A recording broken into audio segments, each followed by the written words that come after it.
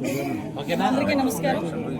మీ అందరికీ కూడా తెలుసు, ఎన్డీఏ కూటమి అధికారంలోకి వచ్చిన తర్వాత నుంచి కూడా ఏ ఒక్క నెల కూడా మిస్ కాకుండా ప్రతి నెల పెన్షన్లు ఇచ్చే కార్యక్రమానికి ఒక భరోసా కల్పించే పేదలకు భరోసా కల్పించే కార్యక్రమానికి సాక్షాత్తు ముఖ్యమంత్రి గారు నారా చంద్రబాబు నాయుడు గారు ప్రతి నెల కూడా ఒక్కొక్క నియోజకవర్గంలో ఒక గ్రామానికి వెళ్ళి ఆ గ్రామంలో పెన్షన్ డిస్ట్రిబ్యూషన్ చేయడమే కాకుండా ఆ గ్రామం తాలూకా స్థితిగతులు కూడా తెలుసుకునే విధానంలో ప్రతి నెల కూడా కంటిన్యూస్గా వెళ్ళే కార్యక్రమం మీ అందరికీ తెలుసు. దానిలో భాగంగానే ప్రతి నెల ప్రతి క్యాడర్ కూడా ఎన్డీఏకి సంబంధించిన కూటమి సభ్యులు అదేవిధంగా అధికారులు అందరూ కూడా ప్రతి పెన్షన్ కూడా ఇంటికి తీసుకెళ్లి ఎర్లీ మార్నింగే తీసుకెళ్లి వాళ్ళ ఇంటికి తీసుకెళ్లే కార్యక్రమాన్ని కూడా శ్రీకారం చుట్టడం జరిగింది.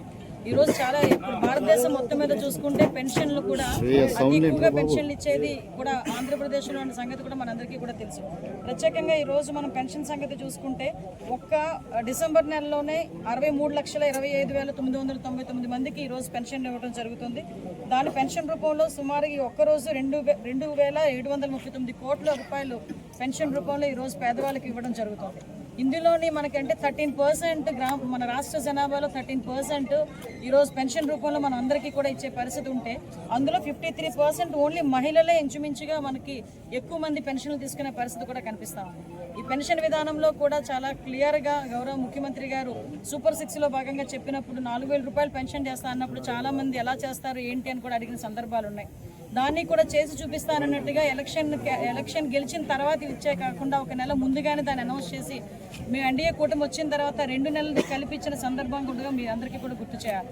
ఎందుకంటే ఈరోజు అభివృద్ధికి ఎంత పెద్ద పీట వేస్తున్నామో సంక్షేమానికి కూడా అంతే పెద్ద పీట వేస్తూ ఈరోజు రాష్ట్ర అభివృద్ధి పదంలో ముందుకెళ్లే కార్యక్రమంలోని ఒక పక్కన పనిచేస్తూనే సంక్షేమానికి కూడా అంతే పెద్దపీట వేస్తూ ప్రతి ఒక్కరు పేదల్లోని కూడా పేదల కళ్ళల్లో ఆనందం చూడాలనే ఉద్దేశంతో ఈరోజు గౌరవ ముఖ్యమంత్రి గారు చేస్తున్న ప్రతి పనికి కూడా ఎన్డీఏ కూటమి సభ్యులుగా మేమందరం కూడా వెనకాతలుండి ముందు సపోర్టివ్గా ఉంటామని చెప్పి మీ అందరికీ కూడా తెలియజేసుకుంటాం. ఈరోజు మన గద్దె రామ్మోహన్ రావు గారు కాన్స్టిట్యున్సీలో ఈరోజు ఇక్కడికి వచ్చి పెన్షన్ కార్యక్రమాల్లో నేను పాల్పంచుకోవడం అనేది చాలా ఆనందంగా ఉంది. ఎందుకంటే ఒక సీనియర్ మోస్ట్ లీడర్, ఒక సీనియర్ మోస్ట్ నాయకుడు 5 సార్లు ఎమ్మెల్యేగా నెగ్గి నియోజకవర్గంలో అభివృద్ధి కార్యక్రమాల్లో చురుగ్గా పాల్గొనడమే కాకుండా మాకులాంటి చాలా మందికి మార్గదర్శకంగా నిలిచే వ్యక్తి ఈరోజు. ఎందుకంటే చాలా మృదు స్వభావి, రాజకీయాలు ఉండేవాళ్ళు చాలా రఫ్గా ఉంటారు, అందులో విజయవాడలో ఉండేవాళ్ళు కొంచెం రఫ్గా ఉంటారు అనుకుంటాం. కానీ మా గద్దె రామ్మోహన్ రావు గారిని చూస్తే నాకు ఇప్పుడు అనిపిస్తుంది ఇంత సాఫ్ట్గా కూడా రాజకీయాలు చేయొచ్చు, 5 సార్లు కాదు 6 సార్లు కూడా గెలవచ్చు, ఇలా కూడా ఉండి అని చెప్పి ఇలాంటి సీనియర్ల ద్వారా మేము నేర్చుకునే చాలా సందర్భాన్ని నేను చూస్తున్నా. ఈరోజు పెన్షన్ కార్యక్రమాన్ని కూడా సార్తో పాటు నేను ముందుకి వెళ్ళేటప్పుడు కూడా అక్కడ గమనించిన విషయం కూడా ఏంటంటే ప్రతి ఒక్కరిని కూడా పేరు పిలిచి ఆప్యాయంగా పలకరించి వాళ్ళకి అంటే పీపుల్ కన్సర్న్ ఎక్కువగా ఉండే వ్యక్తి ఈరోజు ఈ నియోజకవర్గంలో పెన్షన్ కార్యక్రమంలో పాల్గొంటున్నది నాకు చాలా ఆనందంగా ఉంది. అదే రోజు ఈరోజు కార్యక్రమంలో భాగంగా ఈరోజు సార్ కూడా ఒక శంకుస్థాపన కార్యక్రమాన్ని కూడా శ్రీకారం చుట్టడం జరిగింది. ఈరోజు ఎక్కడైతే ఈ రిటైనింగ్ వాల్ ఏదైతే ఉంది, రిటైనింగ్ వాల్కి కూడా 1,40 లక్షల రూపాయలు పెట్టి ఈరోజు ఒక శంకుస్థాపన చేయడం కూడా చాలా ఆనందంగా. దిత్వా తుఫాన్ మీ అందరికీ తెలుసండి. ఇప్పుడు శ్రీలంక అతలాకుతలమయ్యి ఇంచుమించుగా చాలా మంది ప్రాణ నష్టం కూడా జరిగింది.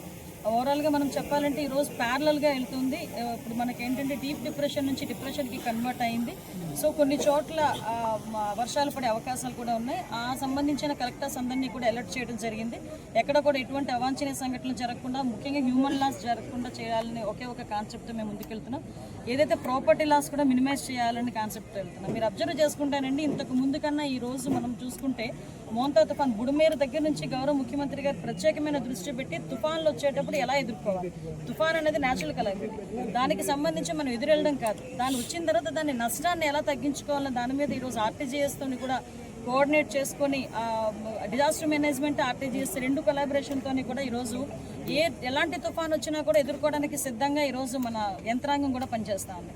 ఎంతవరకు పనిచేస్తుందంటే ఈరోజు రాష్ట్రం మొత్తం మీద ఎన్ని ఎంఐ ట్యాంక్స్ ఉన్నాయి, ఎన్ని బ్యారేజెస్ ఉన్నాయి, ఇలాంటివన్నీ కూడా మనం చెక్ చేసుకోవడం. ఏదైనా వర్షం పడిందంటే క్యాచ్మెంట్ ఏరియాస్ నుంచి ఎంతవరకు వాటర్ రావచ్చు, చుట్టుపక్కల ఎన్ని సెక్రటేరియట్స్ ఇనండేషన్ జరిగితే కనుక అక్కడ మనం నియర్ బై ఎటువంటి షెల్టర్స్ ఉన్నాయి, ఇవన్నీ కూడా ముందుగానే ఆర్టీజీఎస్ నుంచి సంబంధిత అధికారులకి అలర్ట్ వెళ్ళే పరిస్థితి కూడా ఈరోజు మనం అంత టెక్నాలజీని కూడా బేస్ చేసుకుని ఈరోజు పనిచేస్తున్నాం.